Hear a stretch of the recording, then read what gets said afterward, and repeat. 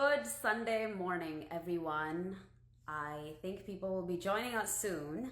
So I'm going to go right ahead and send a request to Anjali. Hello.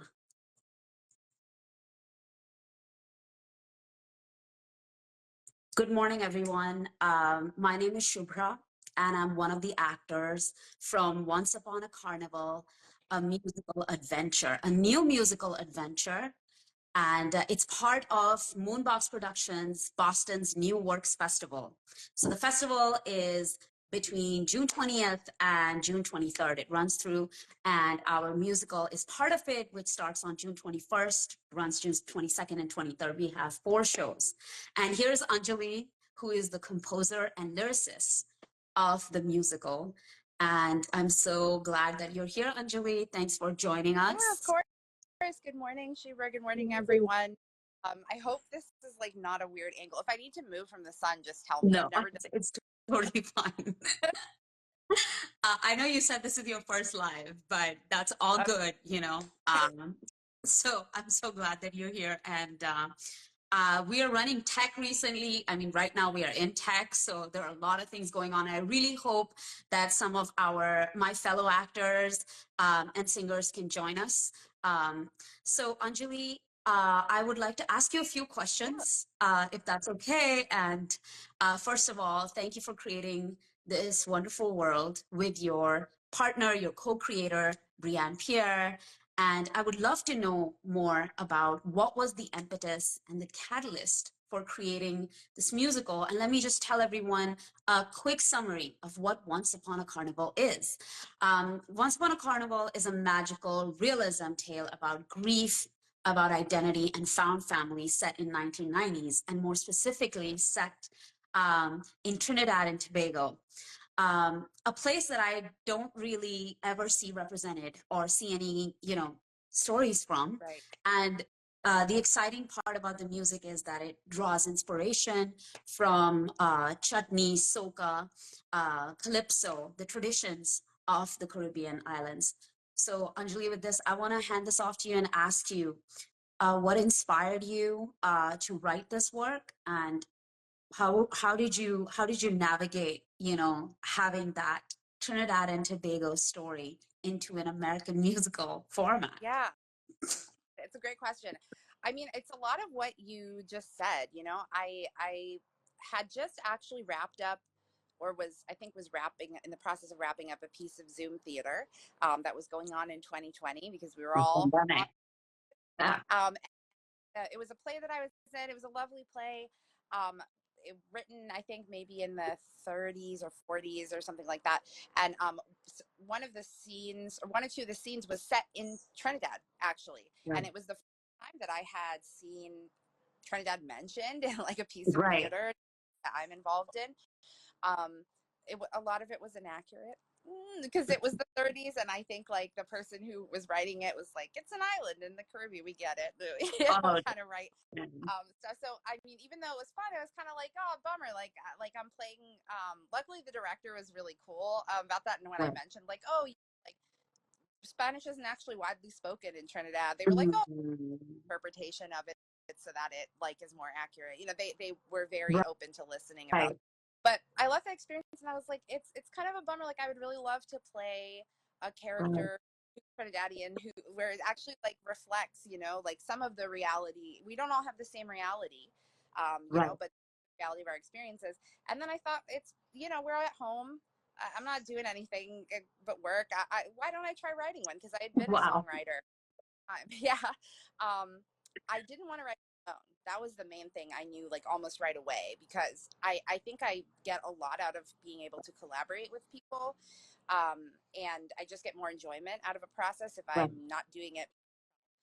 So I think within like the first week or two of starting to think through like what might this look like, I reached out to my friend, Brianna Pierre, who I have known since the 7th grade. And she is a fantastic writer, and her father, who's passed now, was from Trinidad. And so I thought, she's a great writer. She understands the cultural context, and I love spending time with her, even if it's just on Zoom. So I reached out. I said, do you want to try writing this with me? And she was like, yeah, let's do it. And that's kind of how.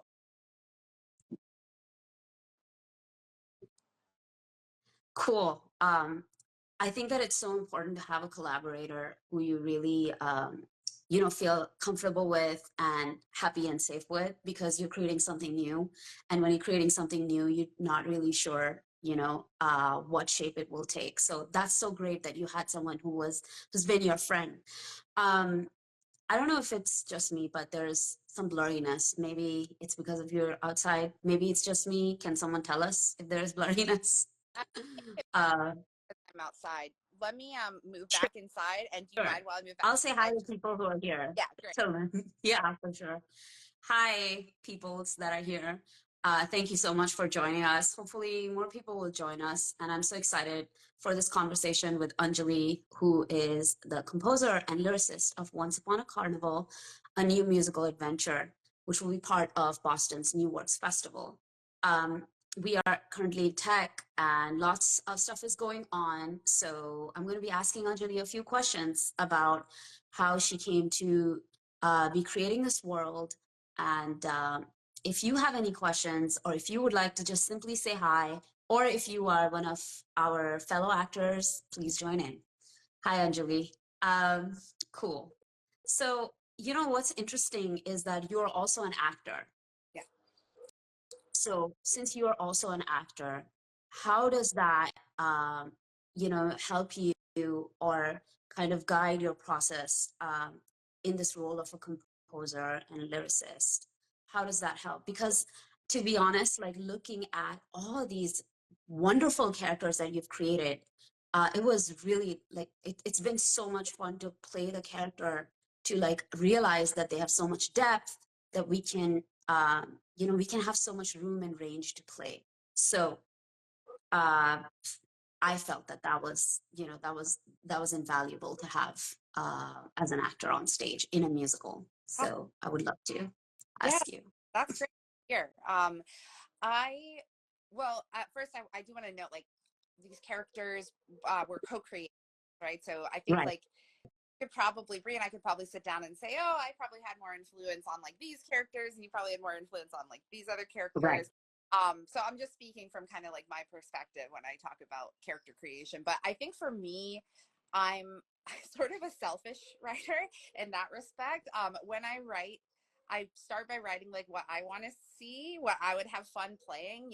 Like I write for myself right. first. And just with the confidence that, we all have stuff in common with each other. So if I write something that I would enjoy, I feel like, I can think Yeah, about how others enjoy it too. I think when I'm thinking about writing, I do bring in the actor's perspective, sort of whether I want to or not. It just kind of comes through. And I do think it's really helpful for character development because, again, you kind of think also like, what would I like to play? Like, right. is what I'm thinking if I was an actor, what questions would I have about this character? And it sort of opens up the opportunity to think more deeply about backstory in the same way that if you're playing a character and that backstory doesn't exist, sometimes you spend some time reflecting on what that might be, right? So that informs like the emotional choices of the character, even if it's not explicit. I still do that when I write, even if half the stuff I think of doesn't end up in the script explicitly. I think it still shows up implicitly and informs kind of like how the character behaves in the world. I'm sure there's things I've told you about Radhika that's like I just Yeah, told you, and like in it doesn't need to be like in the script for the audience, but it's right. helpful actor to. Yeah. These are all the things as an actor you're kind of sort of thinking about constantly when you first realize what you're supposed to play. You think about the backstory, you make up an entire, a storyline of how you arrived to the moment that you arrived to. Um, okay, technically, are you able to see yourself? Because if it's blurry, I'd rather turn my video off and have you. Let I me see I that. I see you fine. Okay, do you see yourself I see fine? myself Okay, fine too. I great. So I'm yeah. gonna go with that because I Okay. it's me. Okay. Um, that sounds, yeah, that sounds, because what happens is that I feel like in musicals there oftentimes is this is exciting about a new musical, because if you're in a new musical you get to do so much of your own, like, actor work. You can kind of think about okay, what would have happened and this and that. And so that's what feels exciting to me to like think. And now talking about the new musical part, you already had a stage reading last year, and this year you're, you know, this so ambitious, like to put this out there. How does how because when you would have started writing it, did you think about like what development is for a musical? Did you look at any sources for yourself to kind of feel like, how would I move this forward? Or how did that go? Oh, I can't hear you. Oh my God, is it me? No, it's me. Okay. It's me. Sorry. Um, First, I want to just shout out really quickly because you mentioned the reading. I think I see Serena Aurora watching. Oh, hi, Selena. Serena played Usha in our That's reading last wonderful. year. Thanks for tuning in. Um, yeah, I when we started writing, I think we were just like, can we do this? You know, because it Right, was my first time writing for a musical. I'd written songs before, but not for the purpose of like, you know, cohesive story. And it's Bree's first time writing for theater. She mostly writes for film and television, like pilots and things like that. So, you know, we were both kind of coming at it from, before we think ahead, let's just like figure out what the story is and like who these characters are and what we're trying to do with this. But I think once we had a solid idea, we had like a few pages and a song, you know, we were like, this is feeling good, like we should look into, you know, how we might be able to do more with this. So yeah, I started doing a lot of research about how musicals are made and like what are the different stages. right, And I did learn that, you know, the development process requires a lot of engagement with the work, um, ideally as it's being made. That's something that I've really appreciated about this process. When we submitted this work to the New Works Festival for the reading, we only submitted, I believe, 30 pages, like the first 30 pages, and then like I think 2 or 3 songs were done, right, and one of them didn't even make it into the version that we have now. You know, so it was very early days, and um, I I think it's been really useful to, as we've been writing it, be able to hear actors on it, like hear their perspective, hear the and see the interpretation of like a director, and make changes responsively. So I had really wanted that. Once I started learning more about the development process, I was like, oh, I want to look out for like festivals and things like that. I knew about the Boston New Works Festival because I had been a performer oh, in the first iteration. My friend Kelvin Koenig, who wrote a musical, beautiful musical called The Prince and the Pain. And I had the privilege of being in that. So I knew about the festival and knew kind of like how that process worked. And I thought, I want that. Like, I want, you know, the dramaturgical support that comes with that, right. and like table read all the way through a workshop process. So we applied, and Moonbox apparently had faith in our first 30 pages, and they were like, can you write the rest, you know, by by, you know, once rehearsals would start. And so that's how we kind of end up doing that. But after we got accepted to the festival, I feel like I really ramped up Right. looking at how this is done. I attended a musical writers festival in Texas back in 2021, I Mm, think, maybe 22, and got to have one of the songs, Beat of My Own Drum, evaluated there wow. by a panel that included like Macy Schmidt, who's like an orchestrator on Broadway, and Drew Gasparini, who is a composer who's pretty known for Broadway stuff, and got good feedback there. And then I attended a workshop while I was there that talked about like the life cycle of a musical if you're developing it from Right, scratch. And it was someone who had gotten their musical to the stage of like the New York sort of like equity workshop, you know, right, the like our reading or whatever it is, and then had done a regional like full production in Orlando that was like coming up. They mortgaged their house to be oh my able to God.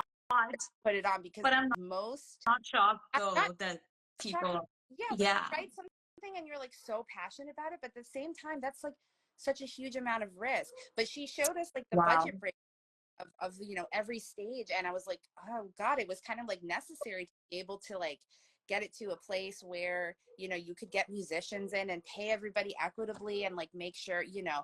So it's tens of yes, thousands of, you know, that she, and I was like, I don't have a house to mortgage, so I don't know what I'm supposed to do. This is a rent, But okay? you have a musical, so Yeah. there's I bring that up because I just want to highlight how important Moonbox and organizations like it are in yeah, making for new artists who don't necessarily have the privilege, financial or otherwise, to self-fund, their production early stage. absolutely. I think that it's important to support, like, if you really want to see those the bigger things that we say about representation all come true, then we need to actually support the new work. And that's so great that we have that framework with Moonbox to be able to have developmental support and dramaturgy support, all of those things. um so I'm gonna go back to the story just a little bit and ask you, while you and Bree were working on the story itself, considering that you both share, Trinidad, um, you know, between yourselves, how did the mythology and the folklore that we see in the story, how did you approach that for your own story? And I'm sorry, Bree's not here, but I understand that there was, it's a collaborative effort, but would love to know what you thought and would love to know your opinion on it. Yeah, absolutely. In case anyone watching is wondering, my writing partner Brianna, she actually lives in China. She teaches English there. So with the 12-hour difference and like the internet Right. abilities, is tough for her to join. Hopefully, we can get something recorded with her That for would be later. awesome. Yeah, but uh, the mythology was always a part of it, even before. Like when I reached out to Brie, I Mm. said I want to do a musical that has like the mythology in it.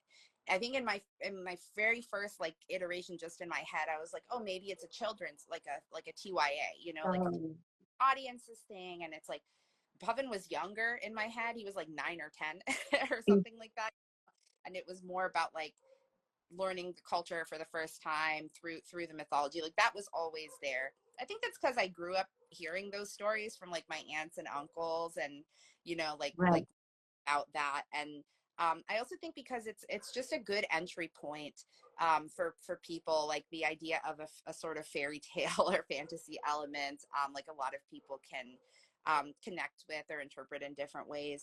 And then I started to realize, as Brianna and I kind of refreshed our memories on the different mythological creatures, we started to realize some patterns and things that were interesting. For example, in the traditional mythology, the Sukuya, Laja Bless, Churail, they're all women, and they're all sort of like causing destruction for no apparent Oh, reason. um, wow. Yeah. like that's a little weird. Like I feel like you know, there would be some motivation, or there would be like why are most of these sort of terrors like women? Right. In Laja Bless's case, it's a woman who um I guess we're supposed to beware her because she is confident about her sexuality and her appearance, and that's never a good thing. Right. So of course there's men for no reason, like that. So we decided at that point, when we started talking about this, like let's spin some of these myths on their head a little bit. Like mythology is a reflection of cultural belief, right? Of social norms. The way that we interpret myths reflects like how we apply certain beliefs to society. So we wanted to question some of those in our writing and kind of turn some of these myths on their head a little bit to examine them, and do that in partnership with the audience. So I'll be interested for people who come and watch the show and are familiar prior to the Right. show. I'll be really interested. Hopefully they'll come talk to us about how they felt like seeing these myths reinterpreted and what they took out of it, because that was always like a core part of this show's evolution. Yeah. I really love how, not to give too much away, because, we are performing it later this week. But I really like the turn that happens midway. The world changes from a very real world that we are in, and then we get into a world that is full of all of these characters. And, as actors, we will eat that up like, yes, make us part of magic and part of fantasy. But there's so many deep learnings within that part of the story as well. I find that very interesting that when you were looking at it, that they were all just women who are destroying, the island or the people. That makes me very curious, and I want to go back and like look at what that was. And talking about just learning about Trinidad and Tobago and its culture a little bit more as an actor while performing, I also ended up watching this film that I talked to you about, Bazodi, and I was like, oh my God, the music is so like, so I can see how you found the inspiration, and it was so great, and I got to learn about the musicians, and I wanted to ask you, who are your favorite musicians from Trinidad and Tobago, and what do you like about the music from the islands that inspired you, as a composer in your writing? Like, talk about this because I love just telling people you got to check out these artists and like promoting Trinidadian musicians. Well, first I want to share with you. So the main character, Pavan, he has a Discman, right, that he like carries around from the very Right. beginning. I went back home in May for a little bit to Florida to take care of my dad and spend some time with him. And I was digging through like boxes of stuff, and I found this. I'm going to show you. This is my Discman Oh, from. Well, you can see all of the like Lion King and Rugrats stickers and stuff on it. It still works, I cute. think. But I used to, there was a mix CD that I made from some music that my cousin sent me that had like a bunch of soca and calypso and chutney music on it. And I would put that thing in this Discman and like sit on the bus in 7th and 8th grade and just like vibe and kind of feel like secret club, like, oh no, I don't think anybody else on this bus like knows this. So awesome. Yeah.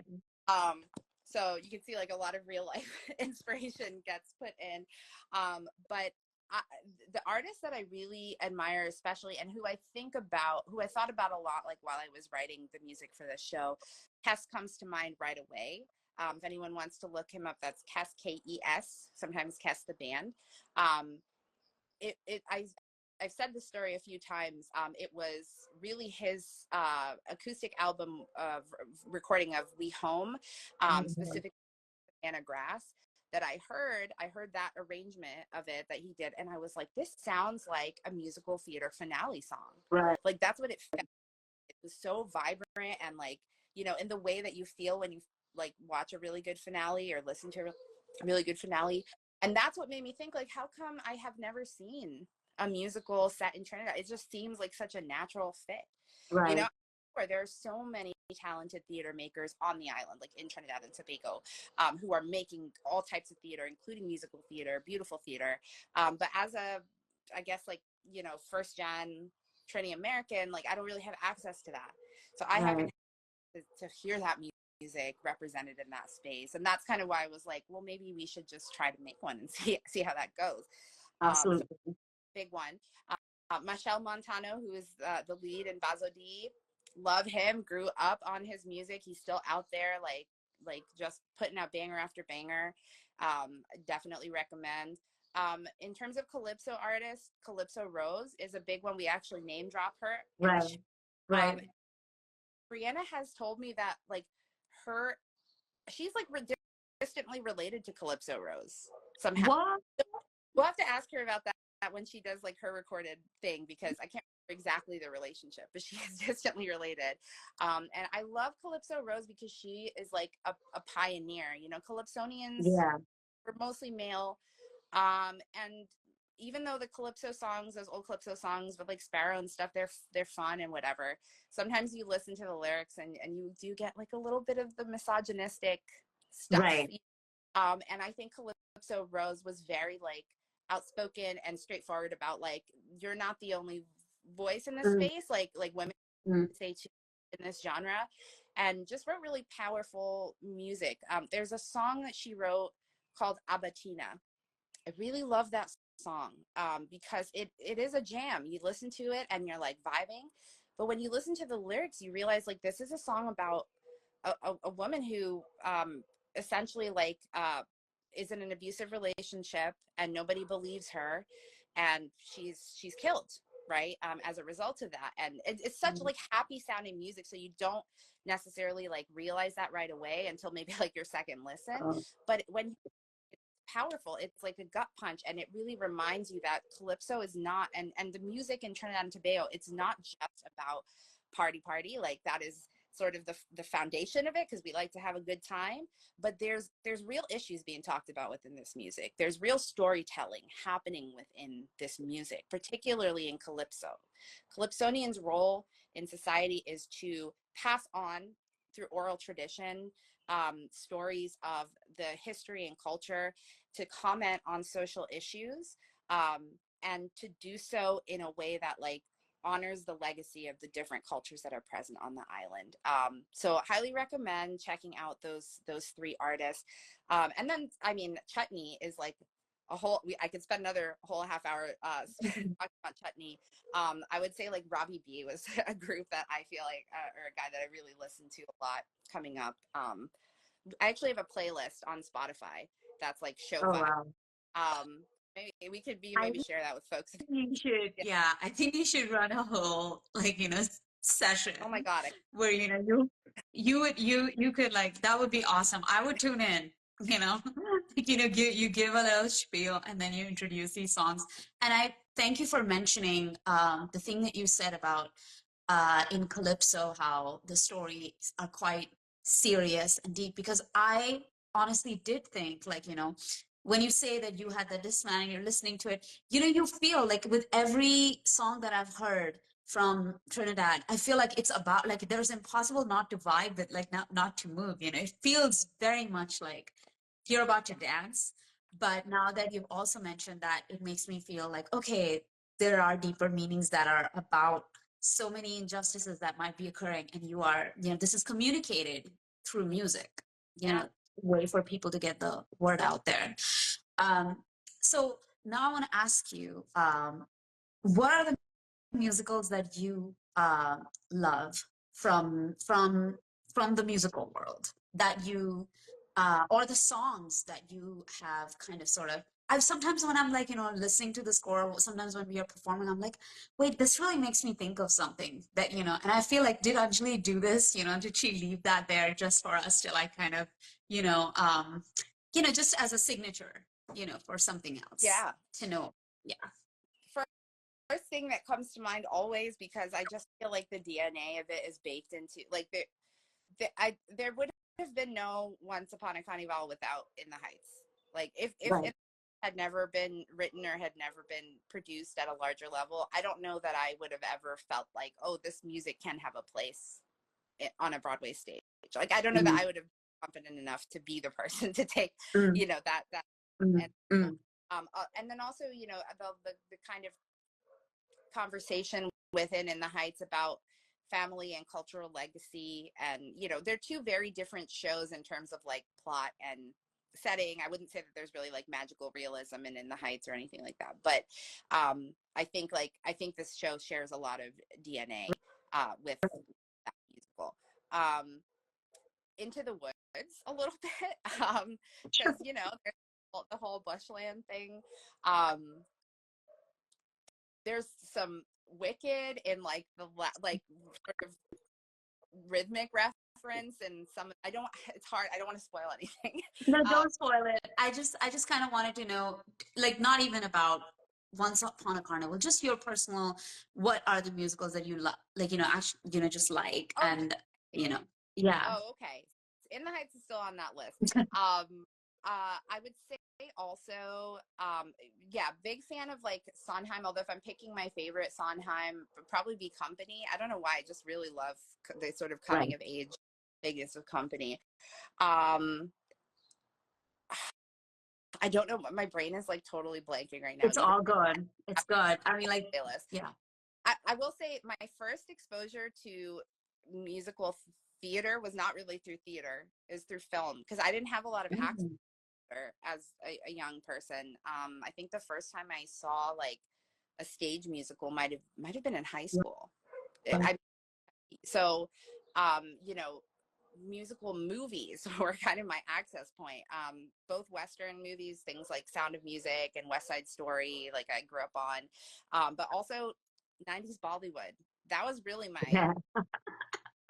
How can we forget? that was my foundation, like in that form of storytelling Right. before anything else. I Yeah. still dream that like one day, one of those like classic, you know, Right. adapted for the stage because they're just made for it. The big of the world and the emotions and like how everything is communicated. I've always loved. You know, don't get me started on that because we'll be here for another 30 minutes. Yeah. But I was gonna say. Chachota Hey, I watch that every year pretty much since I was 8. I Right. think that means I must have 20 times at this point, and I still enjoy it every time. That's amazing. Um, I think that I have asked you many questions, and I think that this would be a good point for me to remind everyone that we're talking about Once Upon a Carnival, a new musical adventure. Angele Maraj here is the composer, the lyricist, and her co-creator is Brianna Pierre, who's the book writer, and they both have created this beautiful world of this musical that we will be performing as part of Boston's New Works Festival. The festival itself is running from June 20th to 23rd, and we will be performing the musical from June 21st to 23rd. We have 4 shows, and we would love to see you there. And please tell your friends and check out the Instagram Once Upon a Carnival, and also have a look at all the beautiful posts that we have on Moonbox for all the shows that are part of the festival. Thank you so much, Anjali. Um, I hope that you will actually have your radio show with all the Trinidad music, because I think that's a brilliant idea. I would definitely join in.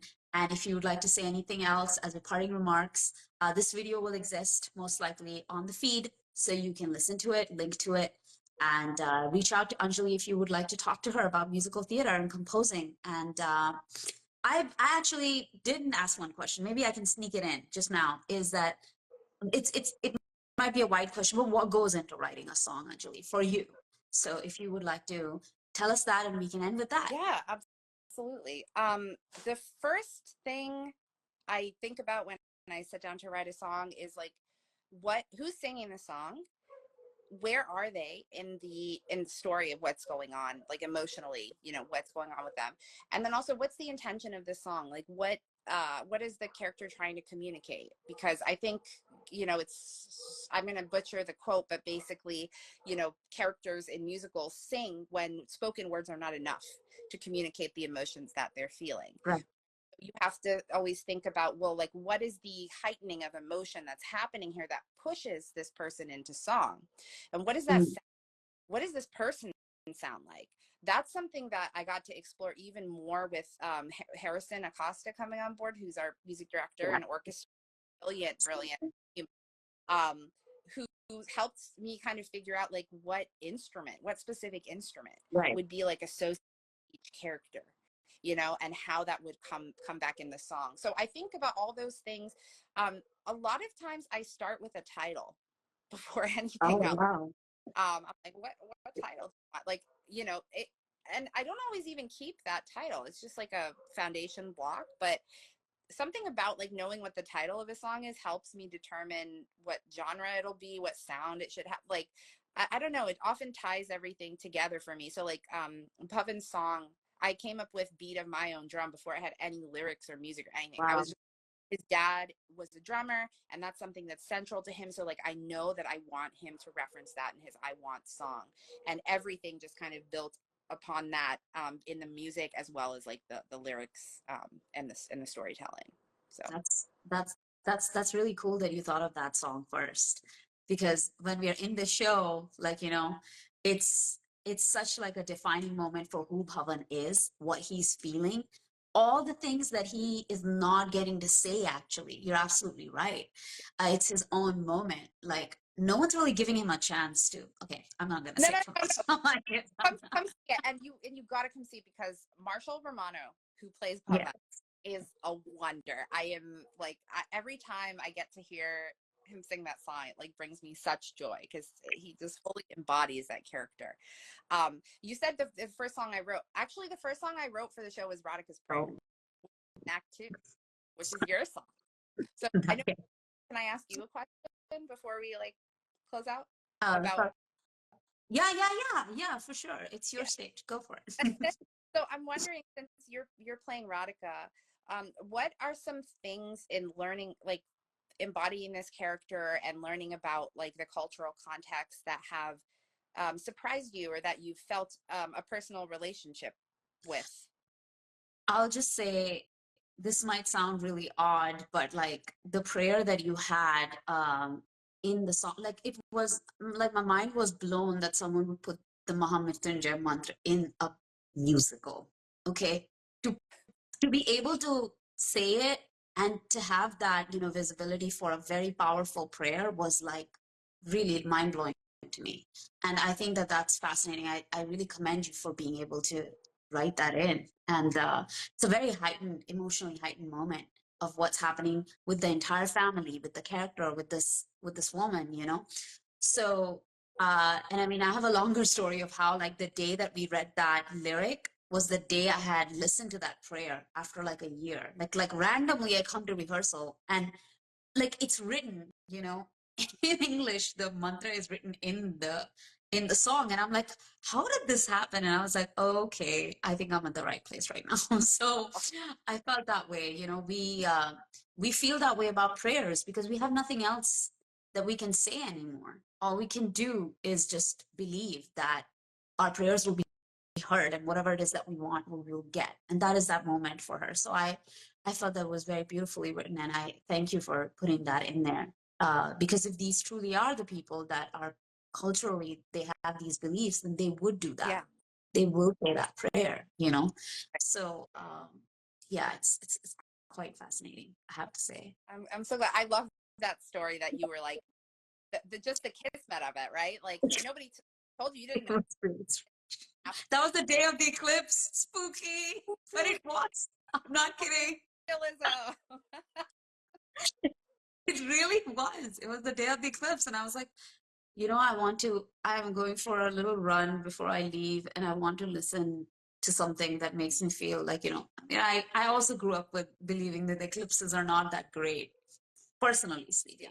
And so I don't know, maybe sometimes I feel like I want to, you know, pray for betterment, for protection, for everything like that. So I do that. And it's surprising that you can, you know, you can come into a rehearsal room and see the thing that you're praying written on a script. Wow. And Yeah. that was that experience of mine. So, So uh, yeah, on that magical realism note, I think we shall end our live. And hello to everyone who is here right now, unless you have any questions or anything. But this link will stay. This conversation is recorded, and you can access it on Moonbox Productions Instagram. And once again, we are from Once Upon a Carnival, a new musical adventure. This is Angele Maraj, the composer and lyricist. Who we don't see here is her co-creator, Brianna Pierre, who is a book writer, and a whole bunch of us who are making this possible, staging it for Boston's New Works Festival, which runs from, by the way, thank you, from June 20th to June 23rd, and the musical itself runs from June 21st to 23rd. We have 4 shows and many other shows of other stage readings and productions that Moonbox Productions is making possible. Thank you so much, everyone, and we'll see you at the Calderwood Pavilion. Thank you so much.